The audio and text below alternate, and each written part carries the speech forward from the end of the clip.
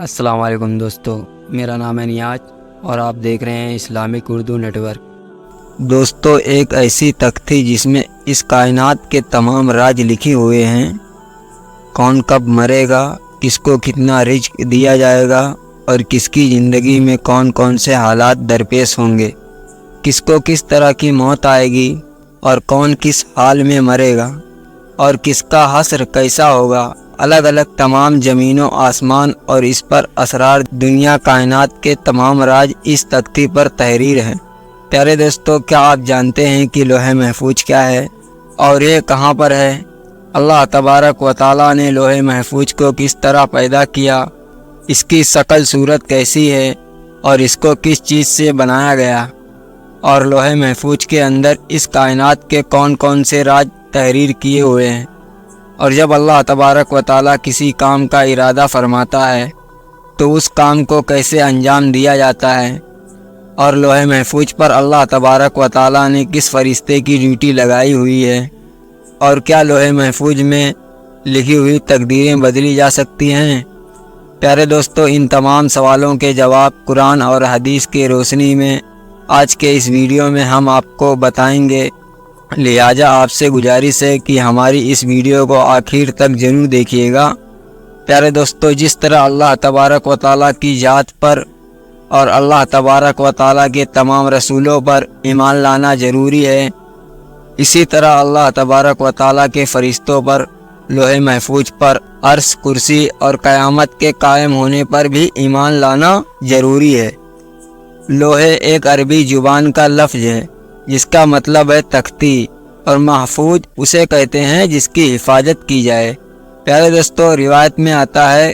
کہ اللہ تبارک و تعالیٰ نے زمین اور آسمان کو تخلیق کرنے سے 50,000 پہلے لوح محفوظ کو تخلیق فرمایا۔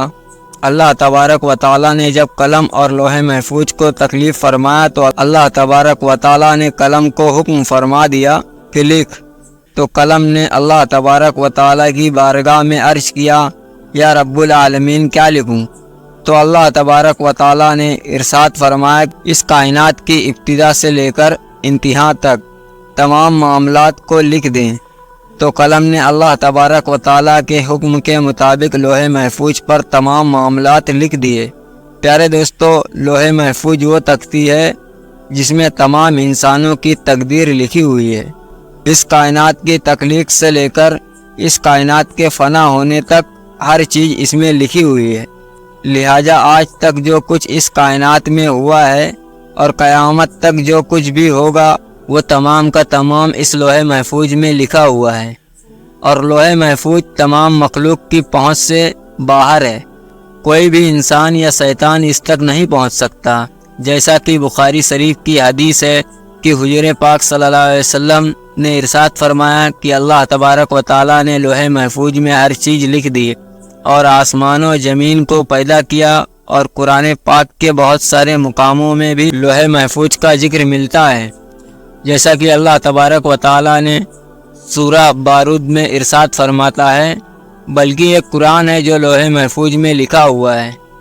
قرآن پاک کی اس آیت کریمہ سے پتہ چلا کہ قرآن پاک بھی لوح محفوظ کی تختی پر لکھا ہوا ہے، اور ہمارے پاس جو قرآن پاک موجود ہے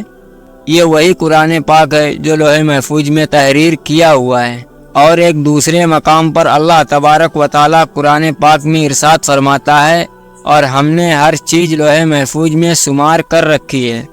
یعنی اللہ تبارک و تعالیٰ نے ہر چیز کو اس جہان میں واقع ہونے سے پہلے ہی لکھ دیا تھا۔ پیارے دوستو، لوح محفوظ کو اللہ تبارک و تعالیٰ نے سفید موتیوں سے بنایا ہے، اور اس کے سفید یعنی پیج سرخ یاقوت کے ہیں، اور اس کی تحریر نور سے لکھی ہوئی ہے، جیسا کہ حضرت ابن عباس رضی اللہ تعالیٰ عنہ سے روایت ہے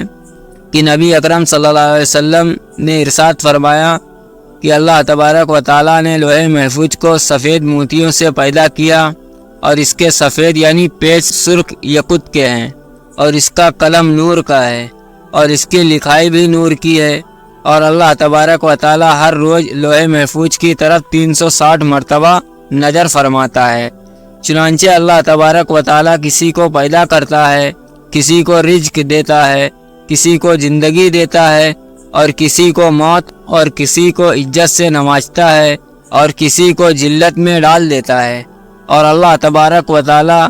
جو چاہتا ہے وہ کرتا ہے۔ پیارے دوستو، روایت میں آتا ہے کہ لوح محفوظ کی لمبائی زمین اور آسمان کے برابر ہے اور اس کی چوڑائی مشرق اور مغرب کے برابر ہے۔ لوح محفوظ عرش کی دائیں جانب ہے اور عرش کے ساتھ لٹکی ہوئی ہے اور اس کی آل ایک فرشتے کی گود میں ہے۔ حضرت ابن عباس رضی اللہ تعالیٰ عنہ بیان فرماتے ہیں کہ لوح محفوظ کے سینے پر بطور ٹائٹل یہ الفاظ لکھے ہوئے ہیں: کیا اللہ کے علاوہ کوئی عبادت کے لائق نہیں، اس کا دین اسلام ہے اور محمد صلی اللہ علیہ وسلم اس کے بندے اور رسول ہیں، لہٰذا جو بھی اللہ پر ایمان لائے گا اور اس کے وعدے کو سچا جانے گا اور اس کے رسول کی پیروی کرے گا تو اللہ تبارک و تعالیٰ اس کو جنت میں داخل کر دے گا۔ پیارے دوستو، لوح محفوظ پر اللہ تبارک و تعالیٰ نے اپنے مقرر فرشتے حضرت اسرافیل علیہ السلام کی ڈیوٹی لگائی ہے۔ جب اللہ تبارک و تعالیٰ کسی شعر کا ارادہ فرماتا ہے تو لوح محفوظ میں لکھ دیتا ہے، تو یہ لوح محفوظ حضرت اسرافیل علیہ السلام کے ماتھے کو آ کر ٹکراتی ہے، جبکہ حضرت اسرافیل علیہ السلام اللہ تبارک و تعالیٰ کی عظمت کی وجہ سے اپنے سر کو جھکائے ہوئے ہیں اور اپنی نظروں کو نہیں اٹھاتے۔ جب لوح محفوظ کی تخت حضرت اسرافیل علیہ السلام کے ماتھے سے آ کر ٹکراتی ہے تو حضرت اسرافیل علیہ السلام اس میں نظر کرتے ہیں۔ اگر اس میں اللہ تبارک و تعالیٰ کا حکم آسمان والوں کے متعلق ہوتا ہے تو حضرت اسرافیل علیہ السلام میکائیل علیہ السلام کے سپرد کر دیتے ہیں، اور اگر کوئی حکم زمین والوں کے متعلق ہوتا ہے تو حضرت اسرافیل علیہ السلام اس حکم کو حضرت جبرائیل علیہ السلام کے سپرد کر دیتے ہیں۔ بس سب سے پہلے روز قیامت کی جس چیز کا حساب ہوگا وہ لوح محفوظ ہوگی۔ پیارے دوستو، جب روز قیامت اللہ تبارک و تعالیٰ لوح محفوظ کو حساب کے لیے بلائے گا تو اس کے سب جوڑ کانپ رہے ہوں گے۔ تو اللہ تبارک و تعالیٰ لوح محفوظ سے فرمایا کہ کیا تو نے میرے حکم پہنچا دیے تھے؟ تو لوح محفوظ اللہ تبارک و تعالیٰ کی بارگاہ میں عرض کرے گی، جی ہاں یا رب العالمین۔ تو کہا جائے گا، تیرے حق میں کون گواہی دے گا؟